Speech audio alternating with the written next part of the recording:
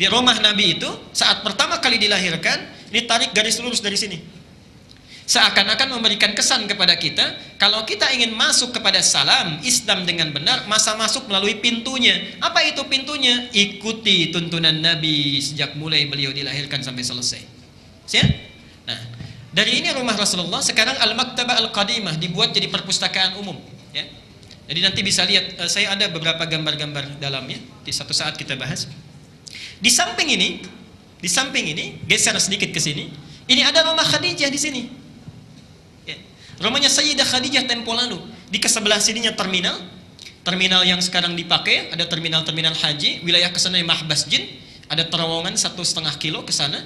Nah ke sini ini daerah Ma'la, ke sana ke Taif. Nah di daerah sini inilah rumahnya Khadijah yang itu. Jadi kalau Bapak Ibu lihat, itu adalah sepanjang perbatasan bukit yang sangat luas, yang wajar bila Khadijah pun sudah mengenal Rasulullah SAW. Kenapa? Karena beliau kan mainnya ke sini juga. Menggembala kambingnya ada bukit di sebelah sini. Dan kalau diperhatikan, matahari terbitnya di mana di wilayah itu? Tepat di atas rumah Rasulullah SAW. Matahari terbit tepat di atas rumah Rasulullah SAW. Di sini rumah Sayyidah Khadijah. Jadi beliau setelah menikah tinggalnya di sini. Itu keadaannya. Dan ini tempat menggembala kambingnya. Luasnya luar biasa. Dari ujung sini sampai ke ujung sini. Jadi luas luar biasa. Yang ingin saya gambarkan adalah dalam kehidupan kita tidak dilarang untuk beraktivitas kehidupan dunia, bisnis silahkan. Ya. Kaya itu juga harus. Kalau tidak punya uang, bagaimana kita bisa berzakat? Tidak punya uang, bagaimana berhaji, bersedekah, berumrah dan sebagainya. Ya. Jadi ambil itu, tapi jangan lupakan dunia. Wala tansa nasibaka minad dunya. Oke? Kenapa Bu? Baik. Jadi jelas ya? Jelas? Ini gambarannya. Nah, sekarang kita teruskan sebentar. Bagaimana sifat tahajud Nabi? Kita mulai dari tempatnya dulu. Kenapa saya tunjukkan gambar ini? Kita mulai dari tempatnya. Rasulullah itu kalau ingin menunaikan ibadah kepada Allah, tidak pernah mencampurkannya dengan urusan dunia. Bagian pertama apa yang dilakukan? Kalau ingin salat di tempat di rumah beliau, sebelum ada Masjid Nabawi sebelumnya, maka yang dilakukan membuat ruangan khusus untuk mendekat kepada Allah, yang tidak bercampur dengan yang lainnya. Itulah musalla. Di Quran ada 3 jenis tempat yang penting kita ketahui dengan fungsinya berbeda. Satu, disebut dengan mihrab. Mihrab. Dalilnya Quran surah Ali Imran surah ketiga ayat 37 sampai 39. Mihrab. Apa itu mihrab? Sementara orang berpendapat tempat imam di depan itu mihrab, ya, agak kurang tepat pendapatnya. Satu, mihrab.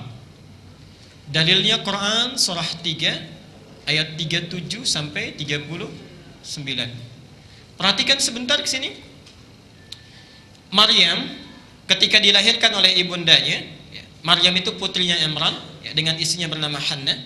Ketika sudah dilahirkan oleh istrinya, ditetapkan dengan azam kedua orang tuanya bahwa Maryam ini anak yang diniatkan ingin mengabdi saja kepada Allah. Ketika sudah diniatkan untuk dijadikan aktivitasnya sebagai pengabdi kepada Allah, maka orang tuanya itu langsung membuatkan mihrab. Apa itu mihrab? Misal ini rumahnya, di dalam dibuat satu ruangan mihrab. Mihrab itu adalah satu tempat yang khusus digunakan untuk mendekat kepada Allah. Tempat yang digunakan untuk mendekat kepada Allah.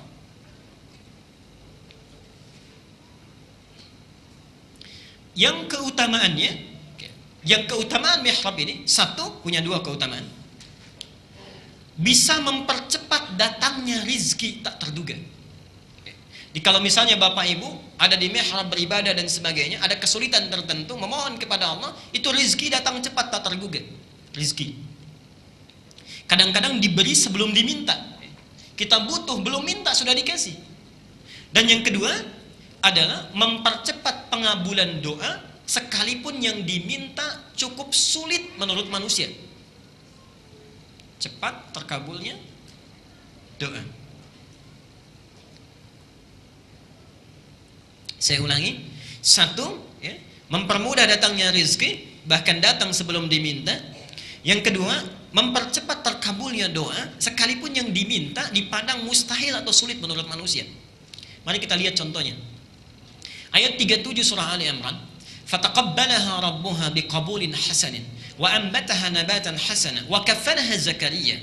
Kullama dakhala 'alaiha Zakaria al-mihrab wajada 'indaha rizqa. Perhatikan. Maryam dibuatkan mihrab oleh kedua orang tuanya. Kunci pintu mihrab ini tidak dipegang oleh siapapun kecuali oleh pamannya, namanya Zakaria. Namanya Zakaria. Jadi nggak ada orang yang bisa masuk. Yang tugas membuka pintu itu, mengantarkan makanan, mengisi kebutuhannya cuma Nabi Zakaria. Ketika beliau masuk ke situ, bukan sekali dua kali. Setiap dibuka selalu ada rizki. Alhamdulillah. Dan rizkinya aneh sifatnya, subhanallah. Mau diantar bisa, mau mengantarkan kurma sudah ada kurma. Bukan musim anggur sudah ada anggur. Bukan musim apel sudah ada apel. Dan kejadian itu bukan sekali dua kali. Sehingga singkat cerita, terheran-heran bertanya Nabi Zakaria kepada beliau, pamannya itu, "Ya Maryamu anna laki hadza?" Maryam, dari mana semua ini? Ya. Apa jawabnya? Qalat innallaha yarzuqu may yasha' bighairi hisab. Allah akan memberikan rizki apapun tanpa batasan kepada siapa yang dikehendakinya. Perhatikan ya kalimat pertamanya. Rizki itu materi saja atau bisa berupa yang lain?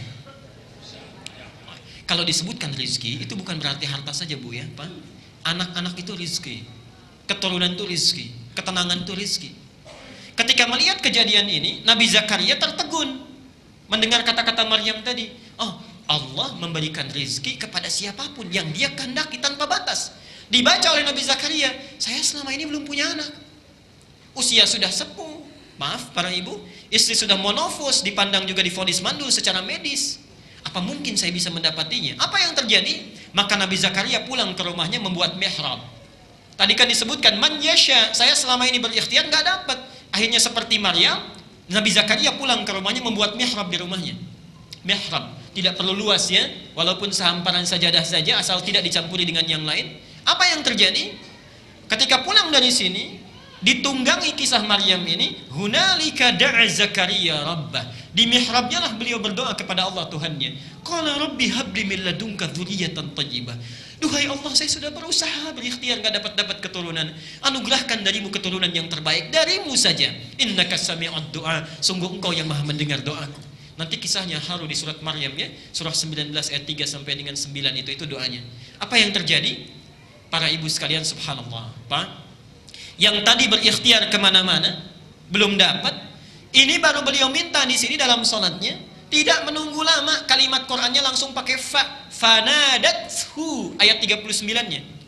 Fanadathul malaikatu wa huwa qa'imun yusalli fil mihrab. Annallaha yubashshiruka bi Yahya. Tidak tunggu lama, saat doa mulai disampaikan belum selesai salatnya. Jadi beliau berdoa dalam salatnya, baru berdiri, masih belum selesai. Wa huwa qa'imun yusalli fil mihrab, turun malaikat, "Anallahu yubashshiruka bi Yahya." Allah kasih kabar gembira, engkau akan punya anak, bahkan langsung namanya dari Allah, Yahya. Apa artinya Yahya? Hidup yang mustahil menurut manusia, lahir seorang bayi dari rahim perempuan yang menofos dan mandul, kata Allah hidup, lahir dan hidup. Subhanallah. Dan kalimat Qur'annya bukan pakai thumma. Kalau thumma itu ada jeda. Maksudnya minta sekarang, jawabannya bisa besok. Tapi kalau fa itu nyaris tanpa jeda. Saat minta langsung turun jawaban. Jadi keutamaan mihrab yang kedua, bila kita menunaikan ibadah di sini dan berdoa, cepat terkabulnya doa. Di bagian pertama yang ingin saya sampaikan, kalau antum bisa memungkinkan di rumah, tidak usah punya tempat luas. Sesederhana apapun rumah kita, Rasulullah saat tinggal dengan Aisyah, itu kan rumahnya RS berapa? 7 kan? Perhatikan ya, saat tinggal dengan Khadijah punya musalla. Saat tinggal dengan Aisyah itu berubah rumahnya RS7. Rumah sangat sempit sekali sehingga selonjoran saja susah. Saat beliau menunaikan tahajud itu Aisyah bergeser tangannya kena kaki Rasulullah. Tapi beliau punya mihrab, hanya sebentangan sajadah saja. Coba kalau antum memungkinkan punya itu, tunaikan ibadah di situ, jangan dicampuri dengan aktivitas apapun. Itu kalau berdoa cepat dikabulkannya. Masalah apapun, sulit apapun, insya Allah. Yang kedua musalla. Nah ini, jadi nanti kita akan lihat setelah beliau menikah dengan Aisyah punyanya mihrab, sebelum menikah dengan Aisyah punyanya musalla. Kenapa punya mihrab? Karena Rasulullah sudah ada masjid. Setelah menikah dengan Aisyah, di depannya masjid Nabawi itu. Oke? Teruskan. Yang kedua musalla. Musalla. Kalimat musalla pertama dalam Al-Quran itu ada di Al-Baqarah ayat 125.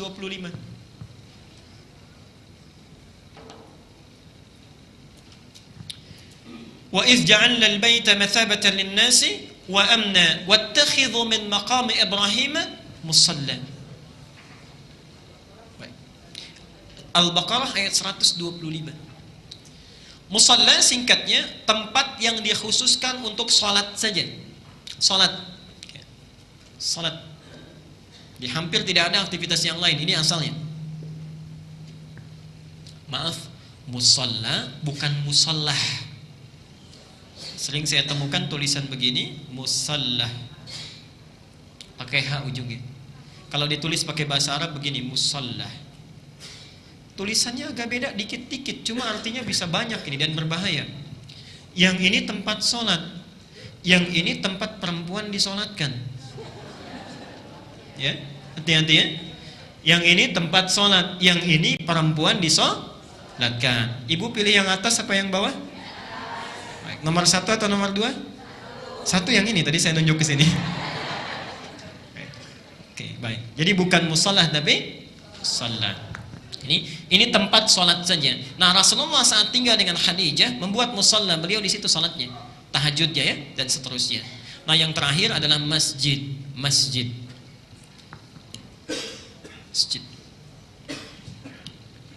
Kalimat masjid pertama ada di surah Al-Baqarah ayat 114. Wa man azlamu mimman mana'a masajidallahi masajidallah. Singkatnya, kalau masjid itu sifatnya umum, bisa dibuat untuk salat, bisa dibuat untuk tilawah Al-Quran, bisa dibuat untuk i'tikaf. Sepanjang ada semua aktivitas yang menjadikan kita zikir pada Allah, itu boleh dilakukan di masjid. Boleh dilakukan di masjid. Hati-hati ya. Orang yang menghambat orang lain ke masjid untuk mendekat pada Allah, itu disebut orang paling zalim di muka bumi oleh Quran. Jadi kalau ada orang zalim, maka yang paling zalim yang menghambat orang untuk ke masjid. Okay. Di apapun itu, misalnya, maaf, orang mau ke masjid, mau sholat, dihalangi. Orang mau ta'lim, dihalangi. Orang mau baca Quran, dihalangi. Dan setiap orang yang menghambat apapun jenisnya, disebut oleh Quran, ini orang paling zalim. Hati-hati ya. Karena di masjid itu kenapa? Di masjid itu ada hidayah. Hidayah. Di ketika seseorang mau mendapatkan hidayah dihambat, Allah murka itu. At-Taubah, surat ke-9, ayat ke-18. Innama ya'muru masajidallah man amana billah wal yawmil akhir wa aqama as-salat wa ata az-zakah wa lam yakhsha illallah fa asa ulaika an yakunu minal muhtadin. Surah ke-9 ayat 18. At-Taubah ayat 18. Ini orang mau dapat hidayah dihambat oleh orang ini. Ya. Dihalangi, ya. Apapun itu bentuknya, maka oleh Quran disebut ini orang paling zalim. Orang mau dapat hidayah dihalangi. Hati-hati. Dan nanti ibu bapak sekalian hati-hati, ada paham yang sangat berbahaya sekarang. Itu paham liberal. Paham liberal itu sangat berbahaya, hati-hati. Paham liberal itu lebih berbahaya daripada, saya katakan misal, maaf ya, terorisme dan sebagainya. Yang lebih berbahaya itu paham liberal. Karena paham liberal itu bukan hanya, sekali lagi, bukan hanya menghambat orang untuk mengenal Islam, tapi juga menghambat orang untuk taubat. Menghambat orang untuk taubat. Saya beri contoh. Misal ya, ketika ada seseorang bisa melakukan perbuatan buruk, taruhlah homoseksual atau lesbian. Dia ingin taubat, ingin kembali, dia sadar itu penyakit. Dikatakan, gak apa-apa, ini kan fitrah manusia, bawaan hidup. Ingin taubat, dia hambat. Ada seseorang yang ingin kembali kepada Islam dengan baik. Ada orang mau masuk Islam, mau dapat hidayah, ingin taubat dari keburukannya. Dikatakan semua agama itu sama, hanya caranya beda. Jadi lebih berbahaya dibandingkan yang lainnya. Karena bukan hanya membuat orang kenal dengan agama, tapi dihambat untuk mendapatkan hidayah dan dihambat dari taubat. Hati-hati ya, hati-hati. Saya kira saya akan berhenti dulu di sini sejenak kita, lalu kita dialog sebentar. Kita belum masuk ke sifat cara sholat tahajudnya Nabi. Siap mengikuti cara tahajud Nabi? Insyaallah. Kayak kurang dengar insyaallah. Hati-hati. Nanti setelah diterangkan jangan-jangan lupa ya. Sholatnya itu, kata Aisyah, jangan tanya bagus dan panjangnya. Saya beri bocoran ya. Rakaat pertamanya sampai bengkak kakinya. Karena baca Al-Baqarah dan Ali Imran. Hati-hati antum yang mengatakan siap tadi ya. Baik, kita berhenti sejenak. Silakan kalau ada yang ingin bertanya dulu sampai materi kita di sini sebentar. Kalau tidak ada nanti saya singkat saja akan terangkan, barangkali cuma 5-10 menit. Silakan Pak. Ibu boleh menuliskan kalau mau dituliskan, saya tunggu di depan. Assalamualaikum warahmatullahi wabarakatuh. Dua pertanyaan. Yang pertama, apa perbedaan al-muzammil dengan al-mudaththir? Baik. Dua-duanya artinya orang yang berselimut. Baik. Yang kedua, sholat tahajud. Ini kan sholat sunnah. Bolehkah diniatkan sholat sunnah tahajud dengan sholat sunnah yang lain? Contohnya hajat. Dalam niatnya saja. Baik. Bagus sekali. Bapak Ibu sekalian, ini baik ya. Beliau bertanya tentang satu pertanyaan yang sangat detail sekali dan jeli sekali cara bertanyanya. Oke? Di Quran itu kan sering ada kalimat yang berbeda, tapi artinya bisa sama. Oke? Kalimat yang berbeda artinya bisa sama dan itu banyak sekali. Terjemahannya bisa sama. Saya contohkan begini. Wahyu pertama turun apa? Iqra. Apa artinya? Bacalah. Sekarang buka surat 29 ayat 45. Quran surat 29 ayat 45. Sudah ditemukan? Sudah? Baik. Saya berikan gambaran bocoran bacaannya. Utlu ma uhya ilaika minal kitab wa aqimis shalah. Antum sebenarnya hafal, cuma tidak tahu tempatnya. Inna sholata tanha, kan? Anil fahsya wal munkar. Lihat permulaan ayatnya. Utlu, apa artinya di situ? Bacalah. Kenapa kok dua kalimat yang berbeda terjemahannya bisa sama? Oke? Nah, itu nanti ada ilmu khusus membahasnya, Pak, di ilmu loghah. Ada cabang ilmu yang nanti membahas perbedaan-perbedaan bahasa. Ulama yang concern terhadap ini, itu ada yang bernama Abu Hilal Al-Askari, punya kitab namanya Al-Furuq Al-Lughawiyah. Perbedaan-perbedaan bahasa. Apa bedanya julus dengan qu'ud? Ya, apa bedanya tadi qiraah dengan tilawah dan sebagainya. Saya akan jawab dulu, apa bedanya Al-Mudaththir dengan Al-Muzammil. Quran surat 73 Al-Muzammil dari kata zamala, zamil.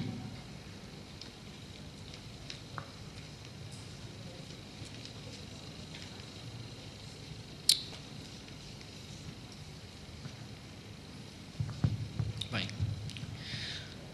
Al-Muzammil, saya tulis dulu begini.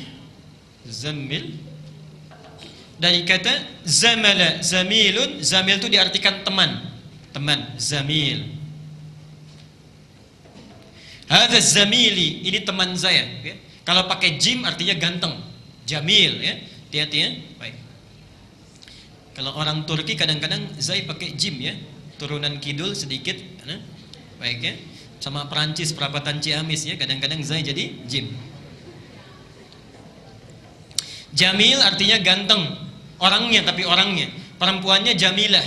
Oke? Sifatnya, fisiknya disebut jamal. Tapi pakai alif, hati-hati. Pak Jamal pakai alif, jamalun. Kalau alifnya dihilangkan jadi unta. Hati-hati ya. Baik, jamalun ini ganteng, jamalun. Ada Syekh Jamaluddin Al-Afghani. Nanti saya ceritakan kisahnya, subhanallah ya. Ingatkan saya di ujung akhir nanti taklim kita. Oke, sekarang lihat zamilun, teman dekat. Baik. Al-Muzammil, apa artinya? Kenapa menggunakan kalimat zamana? Ingin memberikan gambaran orang yang sedang tidur menggunakan selimut seperti memeluk teman dekatnya, dekat, akrab dengan temannya. Apa maksudnya? Ada selimut dipeluk begini kan? Kayak bercengkrama dengan teman. Jadi ingin mengibaratkan, menggambarkan kepada kita saat itu Nabi sedang tidur dengan enak-enaknya pakai selimut. Saya peluk begini kan? Seperti ini. Makanya dipanggil oleh Allah, ya ayyuhal muzammil, ya orang yang sedang enak tidur menggunakan selimut. Qumil laila illa qalila. Ayo bangun, bangun. Tunaikan sholat di malam ini walaupun cuman sedikit saja. Di Al-Muzammil ingin menunjuk satu isyarat, orang yang berselimut tidurnya nyaman seakan-akan selimut itu seperti temannya yang menenteramkan. Jelas? Al-Mudaththir dari kata ditharun. Dithar. Dathara. Apa arti dithar? Dithar itu sesuatu yang melengkupi begini. Al-Mudaththir orang yang gunakan selimutnya seakan-akan menutupi. Jadi meliputi semua tubuhnya kan, ditutupi begini seakan-akan menghindar dari sesuatu. Bapak kalau dikejar-kejar, misal ya, ada hewan yang sangat ditakuti dikejar-kejar, Bapak sembunyi di kolong meja, sembunyinya gimana? Tutup begini kan? Baik. Kalau kedinginan kira-kira sembunyi dari dingin, takut dari dingin ya, tidak mau kedinginan, pakai selimutnya bagaimana? Bukan seperti Al-Muzammil. Kalau Al-Muzammil santai, tapi begini kan, tutup seperti ini. Nah, di ayat ini ingin menggambarkan bahwa Rasulullah ketika pakai selimut itu seakan-akan sedang menghindar dari satu ketakutan. sedang khawatir resah. Apa yang terjadi? Karena saat turun ayat ini, Bapak buka Al-Bukhari, punya kitabnya. Buka hadis kelima ya. Hadis kelima di Al-Bukhari, nomor hadis yang kelima. Perhatikan, Nabi itu sedang pulang dari perjalanan di Gua Hira awal-awal masa Islam. Nggak ada turun wahyu, belum turun wahyu. Naik ke Gua Hira di Jabal Nur ya, posisinya di Aziziyah, nanti ada paling atas. Kenapa beliau ke Gua Hira? Dan disebutnya gharun. Di Quran itu nanti ada ghar, ada kahfun. Surat ke-18 apa? Al-Kahf ya. Apa bedanya kahfun dengan gharun?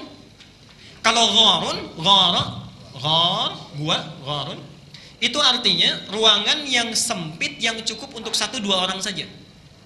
Karena itu saat bersembunyi dengan Abu Bakar di Jabal Thur itu, idhuma fil ghar, bukan idhuma fil kahfi. Karena ruangannya cuma cukup 1-2 orang. Tapi kalau kahfun, ruangan yang cukup lebar, cukup 5, 6, 7 orang ada di situ. Kenapa muncul surat Al-Kahfi? Karena pemuda yang sembunyi di situ itu bukan 1-2 orang, tapi cukup banyak. Perhatikan detailnya bahasa Al-Quran. Nah, Nabi datang ke sini. Kenapa dipilih Gua Hira? Karena gua ini nanti kita akan perhatikan di semua tempat gua-gua di Mekah, cuma gua ini yang batunya semua susunannya menghadap ke kiblat, ke Ka'bah. Dan hebatnya Bu, Pak, ini menghadap, ini bayangkan Ka'bah, ini Gua Hira misalnya di Jabal Nur, ini menghadapnya begini, di ujungnya ada lubang kecil ya, seperti teropong fungsinya. Di Nabi seakan-akan masuk ke situ bisa melihat dari kejauhan bagaimana perilaku umatnya yang kadang menyimpang, mabuk dan sebagainya dan seterusnya. Sedih beliau berdoa kepada Allah menghadap ke kiblat langsung. Subhanallah. Di sini ada pesan, kalau antum ingin mencari tempat yang baik, carilah tempat yang mendekatkan diri kita pada Allah Subhanahu wa taala. Kita bahas lain waktu, ini tugas Ustaz Khalid nanti menerangkan. Masuk ke sini belum turun wahyu. Ketika turun dari sini, di pertengahan Pak, siang bolong, subhanallah, siang-siang, lihat riwayatnya di Al-Bukhari. Tiba-tiba sedang jalan, lirik-lirik, ada yang manggil, ya Muhammad, katanya. Dicari ke kanan nggak ada orang, kiri nggak ada orang, ke belakang nggak ada orang. Begitu lihat ke atas, ada makhluk jubah putih, rambutnya panjang, kayak orang duduk, ya Muhammad. Saya tanya Bapak, kalau keluar dari sini siang-siang, ada yang manggil, Pak, gitu kan? Maaf, cari kanan kiri nggak ada, lihat ke atas, makhluk rambut panjang, pakaian putih begini. Apa yang Bapak lakukan? Oke. Itulah yang menimpa Nabi saat itu. Karena awal-awal masa wahyu agak ketakutan. Jadi takut itu wajar. Jangankan manusia, Nabi pun ketakutan. Dan ini persis peristiwa yang menimpa bukan hanya cucunya, kakeknya juga menimpa seperti itu. Pernah kejadian. Buka di surah 51 ayat 24, Az-Zariyat. Kakek Nabi, eyangnya yang paling tinggi itu Ibrahim alaihissalam yang ke-30. Kalau kita urutkan, masih ingat? Muhammad bin Abdullah bin Abdul Muttalib bin Hashim bin Abdul Manaf bin Qusay bin Murrah bin Kilab bin Ka'ab bin Ghalib bin Fihr bin Malik bin Nadar bin Kinana bin Khuzaimah bin Mudrika bin Ilyas alaihissalam bin Nizar bin Mudar bin Ma'ad bin Adnan bin Addi bin Adri bin Muqawwam bin Nahur bin Tarih bin Ya'rub bin Yasjub bin Nabit bin Ismail alaihissalam bin Ibrahim alaihissalam. Perhatikan, di Ibrahim alaihissalam ada kisah. Ibrahim satu kali malam-malam, kalau Rasulullah ini cucunya yang akhir dari Nabi Ismail, datang tamunya siang-siang, Nabi Ibrahim malam-malam. Nabi Muhammad cuma satu malaikat, Nabi Ibrahim kedatangan banyak. Tengah malam, bayangkan ya, 1:30 misal, jam 1:30. Ada orang ngetok pintu di rumah kita, Assalamualaikum, Assalamualaikum, saya tanya dibuka nggak? Belum tentu.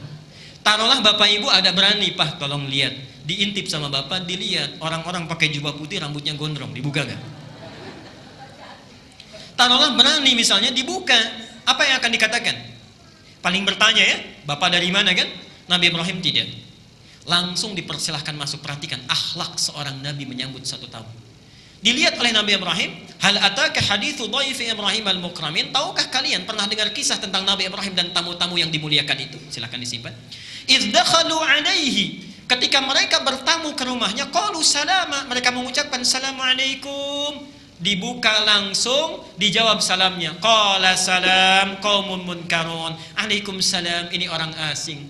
Tidak banyak tanya, Bapak dari mana, ada keperluan apa? Karena lihat ini orang asing, difikir barangkali capek, perlu istirahat, tidak ditanya dulu, silahkan masuk. Dipersilahkan duduk, faragha ila ahlihi, datang ke istrinya, faja'a bi'idlin samin, tanya pada istrinya, maaf, Ma, ada menu terbaik apa untuk tamu kita di malam ini? Sempat-sempatnya menyembelih lembu, Pak, dimasak. Kejadian mulai muncul saat dihidangkan, faqarrabahu ilaihim qala ala ta'kulun.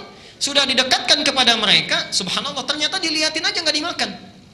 Dilihat dari atas ke bawah, subhanallah, ketika dilihat ke bawahnya kakinya tidak napak di lantai. Posisi sudah duduk, apa yang terjadi? Lihat bahasa Qur'annya, fa'aujasa minhum khifah, maka ketakutan luar biasa. Jadi takut itu wajar. Yang tidak wajar sudah takut, tidak mau mendekat kepada Allah.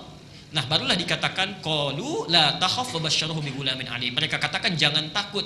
Ya, kami datang dengan berita yang besar dari Tuhanmu, istrimu akan punya anak langsung dari Allah. Jadi orang yang dekat dengan Allah, fala khaufun alaihim wa lahum yahzanun. Poin Nabi Muhammad ketika melihat itu, faru'ibtu minhu, kata Nabi. Ru'ibtu, saya takut luar biasa. Ra'aba itu merinding dengan bulu kuduknya naik. Ru'ibtu, jadi takut yang bulu kuduknya naik. Kalau aujasa itu merinding tapi sudah nggak bisa melakukan apapun. Bayangkan tamunya udah duduk, kakinya nggak napak, posisi sudah duduk, mau kemana lagi? Lari susah, geser sana sini susah kan? Makanya bahasa Qur'annya fa'aujasa. Tapi Nabi tidak, melihat satu makhluk begini ketakutan, faru'ibtu minhu, saya takut bulu kuduk naik, tapi masih punya kesempatan lari. Larilah ke rumah Khadijah, minta, kata Nabi, selimuti saya, selimuti saya. Itulah kisahnya, diselimuti oleh Khadijah. Perhatikan, masuk ke dalam rumah, lihat Khadijah, setengah kegelisahan Nabi hilang. Ketika mendengar suara Khadijah menyelimutinya, hilang segala kegelisahannya. Duhai suamiku sayang, engkau itu orang paling baik, penyambung silaturahim, tidak pernah punya musuh. Saya yakin Allah tidak akan mencelakaimu. Saya bersamamu dalam suka dan duka. Di luar punya masalah, di dalam jadi tenang. Saat diselimuti itulah Pak, Al-Mudaththir. Jadi disebut oleh Al-Quran, orang yang berselimut ketakutan agak merinding.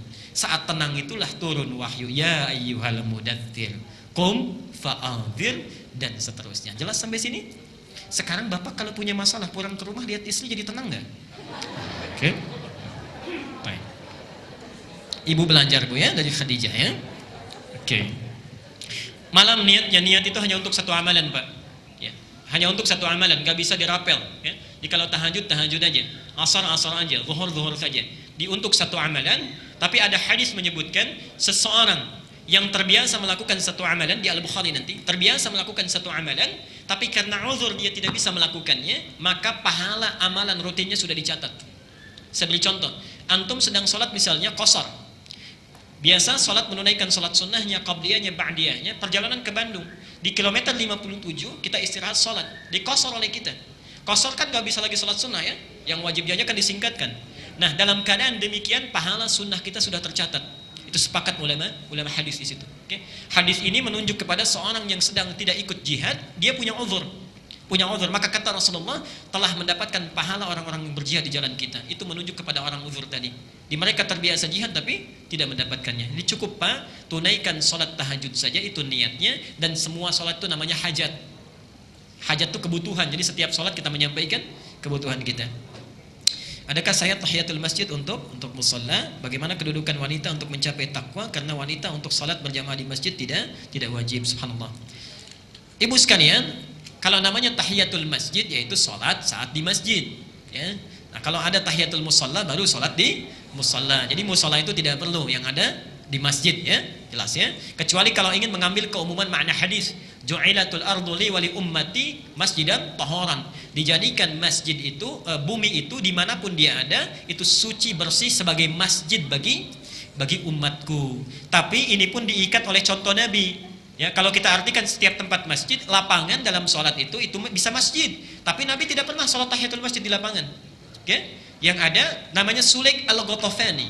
Sulaik al-Ghatafani dari Ghatafan datang kepada Rasulullah di masjid. Rasulullah sedang khutbah Jumat, tiba-tiba langsung duduk. Kata Rasulullah, jangan duduk, fala tadlis hatta tusalli raka'atain. Salat dulu 2 rakaat baru engkau duduk. Itu bagian yang pertama. Maaf, hukum salat tahiyatul masjid apa? Sunnah. Kalau sunnah itu dalam fikih paham enggak? Sunnah itu bedanya dengan hadis. Kalau dalam ilmu fikih, kalau hadis segala yang berasal dari Nabi menjadi sumber hukum, tapi Nabi belum tentu mengerjakannya.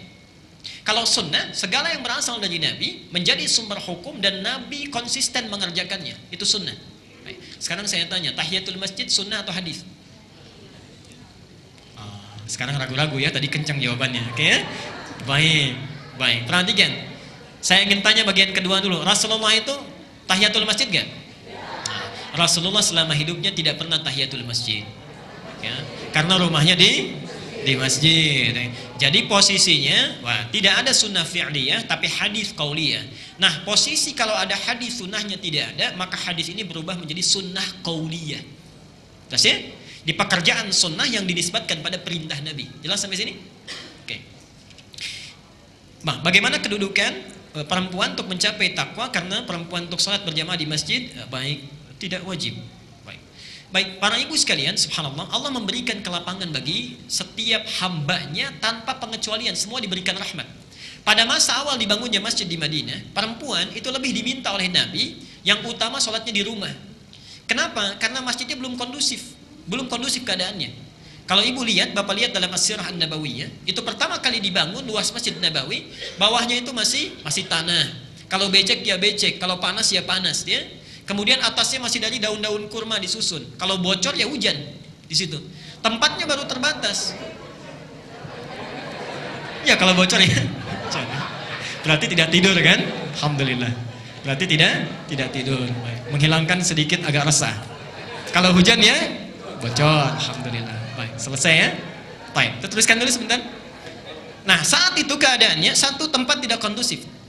Yang kedua, itu masih banyak fitnah di sekitar Madinah. Jadi masih ada preman-preman di sekitar Madinah. Turunnya ayat tentang hijab, ayat tentang jilbab, itu disebabkan karena perempuan kalau keluar rumah itu selalu diganggu oleh preman.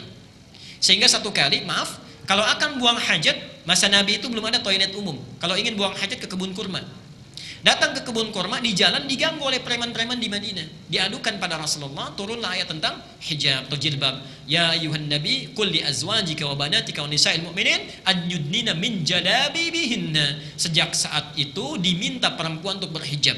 Apa tujuannya? Dua. Asa an yu'rafna fala yu'dzain. Supaya dikenali dia seorang muslimah. Di ciri Anda seorang muslimah itu ada pada hijabnya. Ya. Itu ciri muslimah.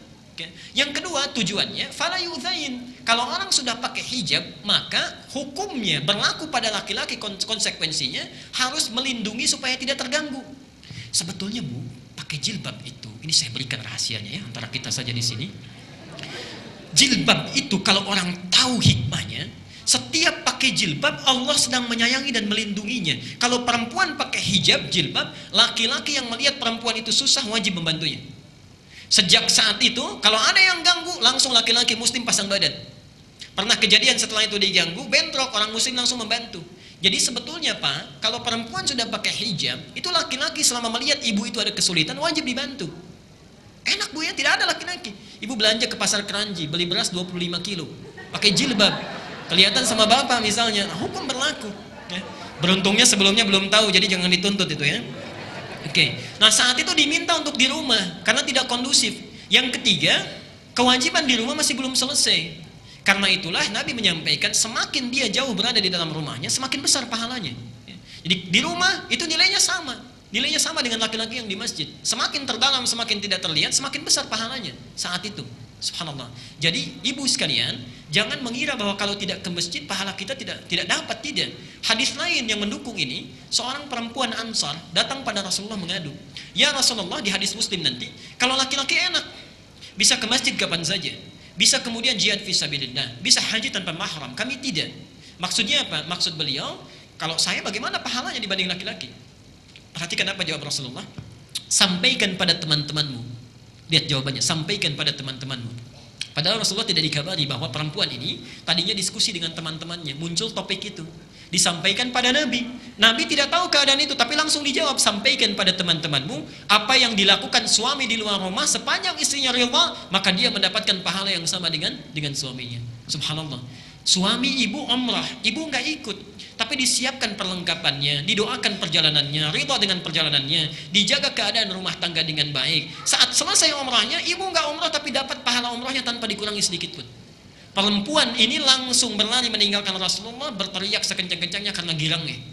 Jadi kalau sudah diberikan seperti itu lagi, ibu juga belum puas, maka dengan cara apa lagi Allah mesti membahagiakan ibu? Kalau sudah diberikan hijab supaya dilindungi, nggak mau juga berhijab, maka dengan cara apa lagi mesti dilindungi? Jadi semua tuntunan agama Islam untuk memudahkan. Hukumnya sekarang kalau masjidnya sudah bagus, sudah baik, hilang difitnah di jalannya, kemudian ada tempat khusus bagi perempuan, di rumah bisa ditinggalkan kewajiban, selesai maksudnya, maka boleh perempuan itu menunaikan sholat di masjidnya seperti laki-laki. Assalamualaikum warahmatullahi wabarakatuh. Ustaz mau bertanya, rumah saya sempit 3 petak, kalau tempat sholatnya di ruang tamu bisa nggak ditutup pakai bupet? Waalaikumsalam warahmatullahi wabarakatuh. Baik, ibu ini sempit tapi punya 3 petak, masih kaya. Rasulullah seorang presiden, seorang yang sangat luar biasa, seorang imam, seorang pemimpin, ketika hijrah ke Madinah tinggal dengan Aisyah, ditawari jangan berpetak-petak luar biasa, tapi memilih cuma 1 petak. Jadi ibu itu lebih kaya dibandingkan Rasulullah. Beliau cuma 1 petak, ibu 3 petak. Bayangkan dalam 1 petaknya sholat bersama Aisyah. Satu masa beliau sedang tertidur, Aisyah itu, Rasulullah melihat capek yang gak dibangunkan. Ini adab Pak ya. Kalau tahajud, ibadah, ajak-ajak keluarga, tapi dilihat kondisinya. Ibu juga begitu, suami baru pulang, capek dan sebagainya. Pak ayo kita kejar surga. Capek. Lihat dulu pelan-pelan. Oh iya, barangkali butuh istirahat. Naiklah Rasulullah salat. Dalam salatnya tiba-tiba Aisyah tergeser tangannya mengenai kaki Nabi. Tandanya apa?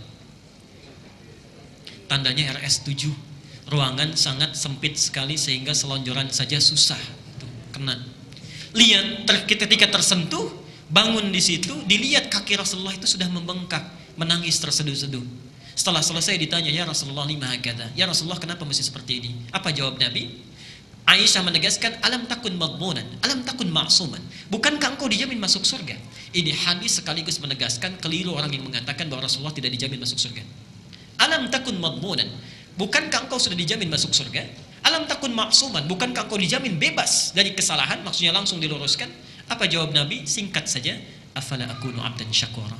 Apa enggak boleh aku menjadi hamba yang paling bersyukur? Subhanallah. Bengkak itu bukan 11-nya selesai. 1 rakaat pertama sudah bengkak. Rakaat pertama bayangkan yang dibaca Al-Baqarah, Ali Imran, An-Nisa, cuma 3 surat. Rasulullah. Oke? Tidak ada masalah Bu ya, 3 petak cukup dengan sajadah. Ibu kemudian hamparkan sajadahnya, gunakan itu dengan baik dan jadikan mihrab. Jangan dicampur dengan yang lainnya. Oke? Insyaallah mudah-mudahan diberikan kebaikan. Bapak Ibu sekalian, saya kira itu yang bisa saya sampaikan untuk hari ini. Nanti selanjutnya kita teruskan kembali tentang kajian As-Sunnah An-Nabawiyah dengan materi yang dirangkai selanjutnya. Bagi yang ingin mendapatkan tuntunan dari soft copy-nya, nanti boleh kemudian bisa mengcopy. Kemudian saya ingatkan, apapun yang benar, yang baik, sesuai dengan tuntunan sunnah Nabi, saya mengajak siapapun yang menyampaikannya, dari para ulama, dari para asatidz, ambil itu dan kerjakan dengan semangat. Tapi saya berikan cirinya ya, hati-hati ya. Kalau antum ingin belajar mengikuti ta'lim, majlis ilmu, maka tipe ulama dakwah itu punya 4 ciri. Saya sering sampaikan. 4 ciri ini selalu diidentikan dengan air. 1, ada ulama seperti air hujan, dia tulus menyampaikan, kemana aja mau datang. Kalau antum temukan ustaz, asatidz, kiai, ulama yang sesuai tuntunan sunnah Nabi, dia ikhlas, ambillah ilmunya, kejar dia, karena sulit lagi mendapatinya. Ini nggak pilih-pilih. Hujan itu kan bunga mawar, rumput dan sebagainya kan dituruni ya. Baik, kalau masuk ke masjid jadi bocor yang tadi. Yang kedua, ada ulama seperti mata air. Mata air itu dikerebuti orang, banyak datang. Ini tipe ulama yang kedua, tidak bisa datang tapi menyampaikan di satu tempat, ilmunya luar biasa banyak. Kalau antum dapati yang seperti ini, maka kejar juga, jangan tinggalkan kesempatannya. Yang ketiga, ini hati-hati, ulama air pump. Air pump ini kalau nggak dibayar nggak ngocor airnya. Hati-hati yang seperti ini ya. Maka Al-Quran langsung jelas menyampaikan ya, ikuti ittabi'u ma la yas'alukum ajran wa hum muhtadun. Ikuti orang yang enggak minta tarif, itu ulama yang dapat petunjuk. Jadi kalau ibu punya majlis ta'lim, undang ustadznya pasang tarif, enggak usah diundang. Yang seperti itu adalah orang yang tidak memiliki petunjuk kebaikan. Yang terakhir yang paling berbahaya itu ulama air keruh, yang beda antara lisan dengan apa yang dia sampaikan dari tuturnya. Mudah-mudahan hari ini bisa bermanfaat. Kalau benar dari Allah dan Rasulnya, kalau salah itu dari saya, mohon dimaafkan. Semoga Allah memberikan hidayah dan taufik pada kita semua. Subhanakallahumma bihamdika asyhadu an la ilaha illa anta astaghfiruka wa atubu ilaik. Wa akhiru da'wana alhamdulillahi rabbil alamin. Wal 'afwu minkum. Assalamualaikum warahmatullahi wabarakatuh.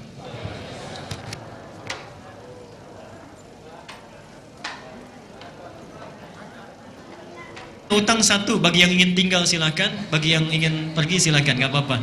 Saya diingatkan, katanya Ustadz punya janji tentang kisah Jamaluddin Al-Afghani. Antum kalau dengar ini, boleh jadi itu bisa menginspirasi luar biasa. Jamaluddin Al-Afghani, 3 menit saja. Jamaluddin Al-Afghani, beliau itu seorang guru besar yang sangat wara, yang mengajar di Universitas Madinah, Jamiah Islamiyah bil Madinah Al-Munawwarah.